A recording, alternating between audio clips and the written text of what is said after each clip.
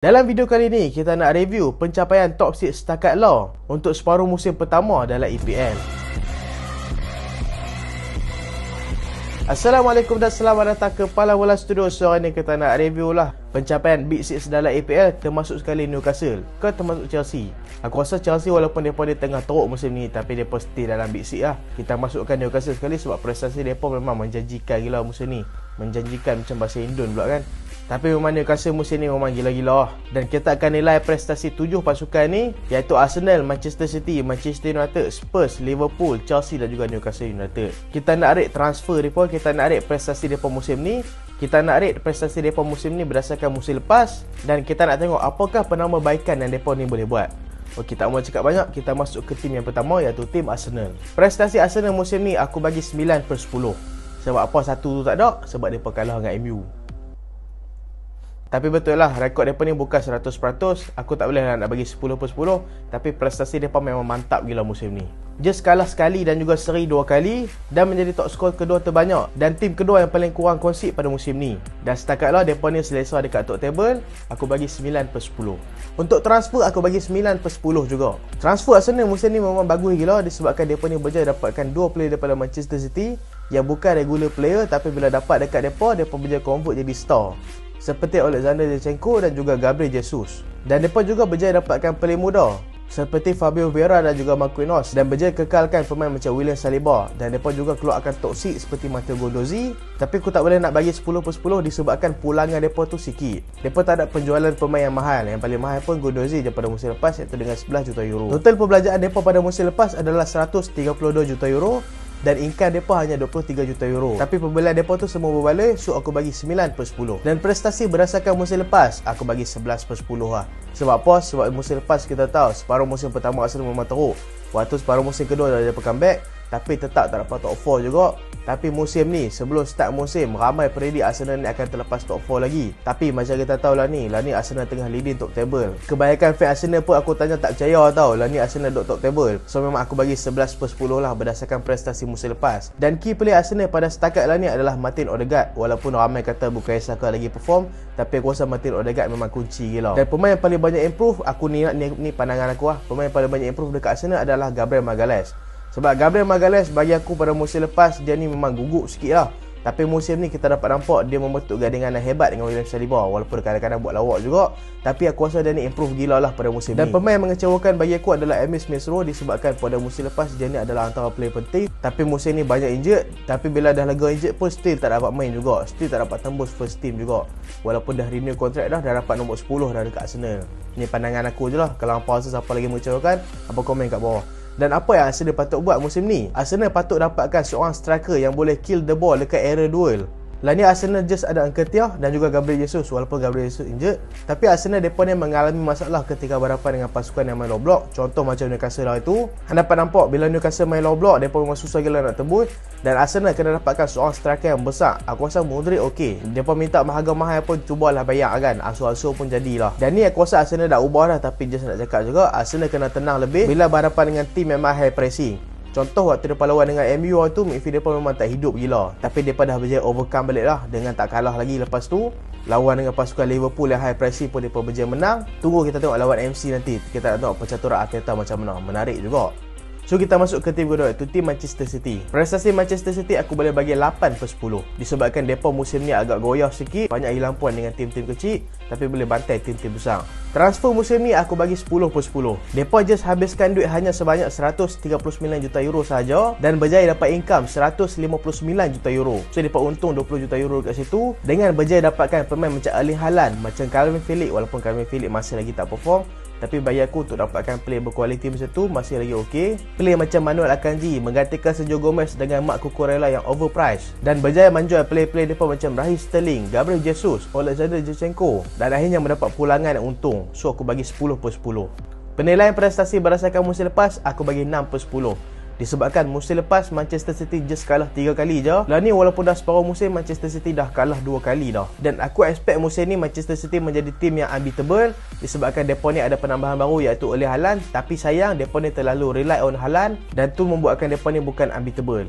Dan key player Manchester City musim ni mestilah Erling Haaland, dan improve player bagi aku tak ada lah sebab semua player main dengan biasa je. Dan pemain mengecewakan semestinya Jack Grealish, walaupun dia perform waktu lawan Chelsea tapi dia baru je perform sebab sebelum ni performa dia masih lagi tak konsisten dalam musim ni. Tapi dia menuju ke arah konsisten lah, tapi setakat lah yang mengecewakan adalah Jack Grealish. Apa yang patut Manchester City buat pada musim ni? Guardiola dia kena bedah taktik dia balik, dia kena check balik taktikal dia, disebabkan depa ni selalu ada masalah untuk berhadapan dengan pasukan yang main low block. Musim lepas aku rasa depa ni tak ada masalah untuk skor 2-3 gol dalam satu game, tapi musim ni dapat nampak struggle depa untuk skor 2-3 gol. Depa ni just mampu skor 1 gol je dalam setiap game. Dan satu lagi, jangan terlalu rely on Haaland, player lain pun boleh skor juga. Tapi itulah, bila hang ada player macam Haaland dalam tim hang, mestilah hang nak rely kat dia, betul tak? So yang ketiga adalah Manchester United. Prestasi musim ni aku boleh bagi 7/10 disebabkan setakatlah Manchester United berjaya menduduki tangga top 4. Tapi setakat separuh musim pertama ni kita boleh kata terombak-ambing jugalah. Walaupun Manchester United berjaya mengalahkan pasukan seperti Liverpool, pasukan seperti Arsenal, tapi Manchester United masih gagal dan juga dibelasah oleh pasukan Manchester City dengan 6-3. Tapi overall aku boleh kata Manchester United menuju ke arah bagus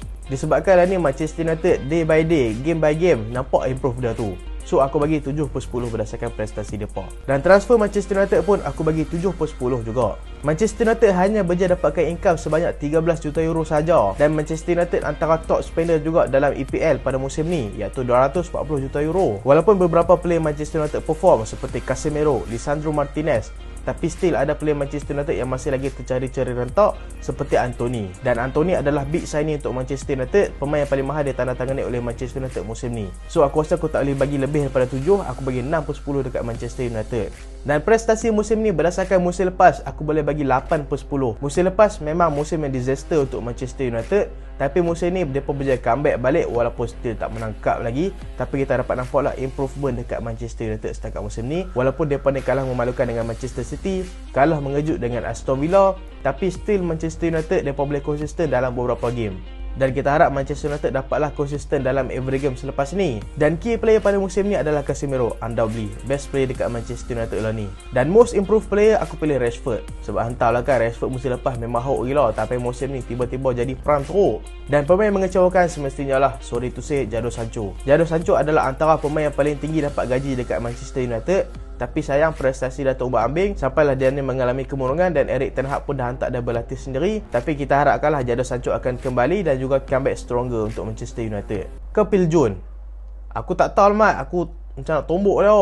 Akan gaji buta, musim lepas buat cameo lawan Wolves, lepas tu hilang. Itu lah. Apa yang Manchester United patut buat? Dapatkan seorang striker yang betul-betul clinical. Disebabkan lah ni walaupun Manchester United main dengan baik, tapi striker utama Manchester United masih lagi struggle untuk skor, seperti Anthony Martial. Memang struggle dia untuk skor. Walaupun link up dia baik dengan MU, tapi still finishing dia masih lagi sangat kurang. Manchester United kena dapatkan seorang striker yang boleh jadi first team player ataupun boleh bagi competition dengan Anthony Martial ni. Dan kita masuk ke Spurs pula. Spurs aku bagi 6/10. Sebab apa tahu lah kan, prestasi Spurs musim ni boleh kata kurang juga meyakinkan. Daripada pasukan yang boleh bersaing dekat top 4, tiba-tiba jatuh keluar daripada top 4. Setakat separuh musim pertama lah aku nilai prestasi mereka, aku bagi 6/10. Untuk transfer aku bagi 5/10 je. Aku ingat dah bagi 4 ataupun 3, tapi rasa macam kejam sangat. Aku rasa aku bagi 5/10 lah. Disebabkan mereka ni income sikit, mereka just dapat income hanya 38 juta euro saja, tapi telah spend hampir 170 juta euro. Dan hang tengoklah player mereka dapatkan tu kurang perform, banyak injured dan juga bagi masalah dekat tim. Dan Spurs ni masih lagi tak selesaikan masalah mereka, itu kurang kreatif. Dan aku still tak faham mereka tak dapatkan Eriksen lah tu. Aku banyak kali ulang dah, aku still tak faham pasal mereka tak dapatkan Eriksen waktu Eriksen tak ada kelab, waktu Eriksen sebelum ke Manchester United. Mereka sign Richarlison dengan harga 58 juta euro untuk menjadi backup kepada Harry Kane. Dan adalah beberapa player yang perform seperti Cristiano Romero. Dan player macam Bissouma dia beli daripada Brighton pun kurang perform juga. Dan ada player macam Jet Spence yang betul-betul perform dekat Championship pada musim lepas, tapi masih lagi tak diberikan kepercayaan oleh Antonio Conte. Dan dengar kata lah ni Conte nak jual dah Jet Spence tu. Sayang mat. So tu lah aku rasa aku bagi 5/10 dekat Spurs transfer mereka. Pencapaian mereka berdasarkan musim lepas aku bagi 5/10 juga. Sebab aku seriously aku kecewa gila dengan Spurs musim ni. Sebab aku menjangkakan Spurs boleh jadi title contender disebabkan prestasi hebat mereka musim lepas. Lagi-lagi dekat hujung-hujung musim kan memang padu gila, tapi musim ni mereka ni terombak-ambing. Saat-saat menang, saat-saat kalah. Dan mereka ni still ada masalah iaitu lambat panas. Dan key player musim ni semestilah Harry Kane. Dan improve player aku rasa tak ada, tapi yang menuju ke arah tu adalah Bryan Gil. iaitu play winger Spurs tu dah start diberikan kepercayaan oleh Antonio Conte juga. Dan pemain mengecewakan, sorry to say, Son Heung-min. Sebab musim lepas Son Heung-min adalah top scorer untuk EPL, tapi musim ni just baru skor 4 gol je untuk pasukan Spurs. Tapi pemain baik juga untuk Spurs, tapi just tak skor juga. Tapi bagi aku mengecewakanlah prestasi dia musim ni. Dan apa yang Spurs patut buat pada musim ni? Dapatkan seorang player yang kreatif untuk pecahkan low block pasukan lawan. Dan Conte kena perbaiki taktik, jangan selalu bolos awal dalam game. Maksudnya mereka ni kena cepat panah. Dan tak mahu cakap banyak, kita kena steam iaitu the king of EPL, iaitu Liverpool.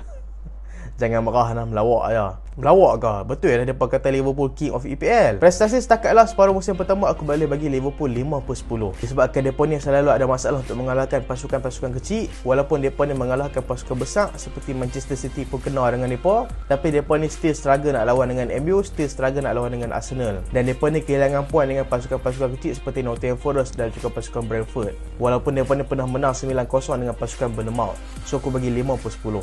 Dan transfer untuk Liverpool, sorry to say, aku bagi 3/10. Disebabkan mereka ni telah lepaskan 2 key player mereka. Seorang ni memang betul-betul key player lah, iaitu Sadio Mane. Dan seorang player yang boleh diharapkan iaitu Takumi Minamino. Nico Williams tu aku rasa bagus lah disebabkan mereka ni dapat harga mahal daripada dia. Tapi mereka lepaskan Sadio Mane dengan harga 32 juta euro. Dan dapatkan seorang striker iaitu Darwin Núñez, yang masih sampai lah masih lagi kurang konsisten. Dan Liverpool still tak selesaikan masalah midfield mereka. Walaupun bagi aku masalah kritikal Liverpool adalah lebih dekat bahagian midfield, bukan dekat bahagian striker. Tapi aku rasa mereka patut dapatkan Núñez lepas mereka dapatkan seorang midfield baru yang betul-betul berkualiti. Dan income Liverpool agak tinggi juga, iaitu 80 juta euro. Dan mereka just spend 137 juta euro saja. Tapi bila tengok balik, aku rasa aku tak bagi 3/10 lah. Aku bagi 5/10 lah, disebabkan expenditure mereka ni tak terlalu tinggi, iaitu just 56 juta euro sahaja. Dan penilaian prestasi berdasarkan musim lepas, aku bagi 5/10. Sebab Liverpool musim lepas adalah title contender tau. Tapi musim ni nak masuk top 4 pun macam struggle gila. Dan kita tengok key player Liverpool pada musim ni adalah Mohamed Salah lah. Walaupun Liverpool masih lagi tak perform, aku still nampak Mohamed Salah ni still deliver untuk pasukan Liverpool. Walaupun kadang-kadang mengalami masalah juga untuk skor ketika bersama Liverpool. Dan improve player aku rasa hampir tak ada. Tapi aku rasa aku nak pilih seorang player muda ni, iaitu Stephen Bajcetic. Sebab setiap kali dia ni diturunkan, dia ni memang memainkan permainan yang sangat baik ketika bersama Liverpool. Dan mungkinlah antara salah satu solusi untuk pasukan midfield Liverpool. Tapi walaupun Bajcetic ni perform, Liverpool still kena beli player midfield yang baru yang berkualiti, yang memang world class. Dan pemain mengecewakan, semestinya Mat. Nenas lah, Darwin Núñez. Aku letak dia bukanlah disebabkan harga yang dia beli oleh pasukan Liverpool tu, tapi disebabkan prestasi yang dia mainkan bersama Liverpool. Tahu tak prestasi Núñez ni sampai mengganggu prestasi Liverpool tau. Sebab kalau dia boleh skor, Liverpool tu memang boleh menang lah. So itulah aku rasa aku pilih Núñez, player yang mengecewakan pada musim ni. Setakat lah ni lah, mana tahu separuh musim kedua dia perform. Apa yang patut Liverpool buat pada musim ni? Macam biasalah kan, setiap musim kita cakap dapatkan seorang midfield baru. Dan satu lagi aku rasa Liverpool patut dapatkan jurulatih kecergasan yang baru. Sebab aku ni pelik tau tengok Liverpool ni, injury mereka ni bukan-bukan.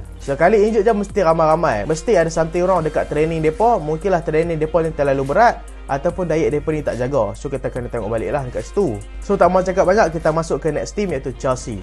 Chelsea sorry lah, musim ni kalau aku bagi prestasi ni macam teruk sangat pun, apa jangan marah lah. Prestasi aku bagi 2/10. Memang teruk gila musim ni Mat. Dengan kedatangan Graham Potter, sebelum tu Tuchel pun struggle dengan Chelsea. Tapi bila Graham Potter main, it's getting worse. Dan transfer aku bagi 3/10. Sebab Chelsea adalah antara top spender juga tau dalam EPL. Dia dapatkan Marc Cucurella daripada Brighton, dapatkan Raheem Sterling daripada Manchester City, Kalidou Koulibaly daripada Napoli. Tapi aku rasa boleh pakai sikit pun Kalidou Koulibaly je. Sterling dengan Cucurella masih lagi tercari-cari perform mereka. Dan income mereka pun tak bagus. Just paling tinggi transfer mereka boleh buat iaitu Timo Werner je, iaitu 20 juta euro. So aku bagi 3/10 lah, ataupun boleh rendah lagi daripada tu. Dan prestasi berdasarkan musim lepas, aku bagi 1/10. Chelsea musim lepas adalah title contender tau, ada Tuchel. Mereka ni just kalah dengan konsistensi pasukan MC dengan Liverpool je. Kalau lah MC dengan Liverpool tu kurang konsisten, macam musim ni aku rasa serius Chelsea boleh beat dua tim tu. Tapi sayang musim ni kita memang terlupa tu yang Chelsea musim lepas adalah title contender untuk EPL. Dan key player untuk Chelsea musim ni aku boleh kata Thiago Silva lah.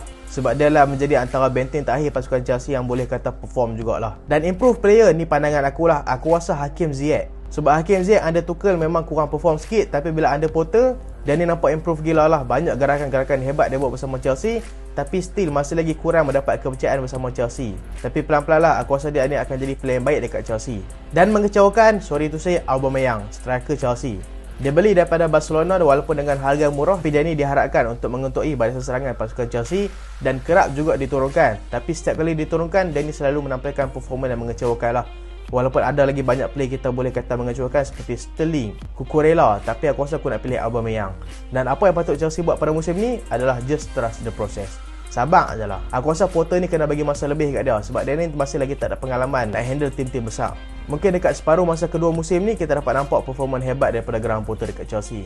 Dan tim terakhir adalah Newcastle United. Prestasi aku boleh bagi 10/10. Sebab mereka ni memang overachieve gila lah. Dan transfer aku bagi 8/10. Walaupun mereka berjaya dapatkan player-player macam Botman dan juga Nick Pope, iaitu top clean sheet dekat EPL lah ni, tapi mereka still ada transfer yang boleh kata gagal juga, iaitu Alexander Isak yang dengan harga 70 juta euro. Dia ni hanya baru buat 3 penampilan je dan skor 2 gol. Walaupun goal ratio dia bagus, tapi dia ni kurang dapat permainan disebabkan banyak injured. Dan itulah sebabnya aku rasa aku letak 8/10 disebabkan transfer dia tu. Dan prestasi berdasarkan musim lepas, aku letak 11/10 lah. Memang overachieve gila lah. Sebab aku rasa Newcastle musim ni kalau dapat top 10 pun memang cukup bagus dah. Tapi tiba-tiba mereka ni tak semena-mena masuk top 4. Bukan je masuk top 4, mereka ni boleh kata title contender juga pada musim ni. Dan key player untuk pasukan Newcastle adalah Bruno Guimaraes lah, general dekat midfield Newcastle. Dan aku rasa kalau dia ni tak ada, memang susah gila lah Newcastle nak main. Dan most improved player aku pilih Miguel Almiron. Miguel Almiron musim ni memang lain macam lah. Dan pemain mengecewakan macam aku kata tadi, transfer pasukan Newcastle iaitu Alexander Isak. Apa yang Newcastle patut buat untuk penambahbaikan? Just keep winning, jangan pandang ke belakang dah. Yang tu je yang Newcastle patut buat. So itulah penilaian prestasi untuk pasukan Big Six tambah Newcastle sekali untuk separuh musim pertama dalam EPL pada musim ni. Dan kalau hampa tak setuju dengan pendapat aku, hampa boleh komen kat bawah, okey? Dan terima kasih sebab tak sampai habis. Jangan lupa like, jangan lupa share, jangan lupa subscribe. Aku Salian. Assalamualaikum.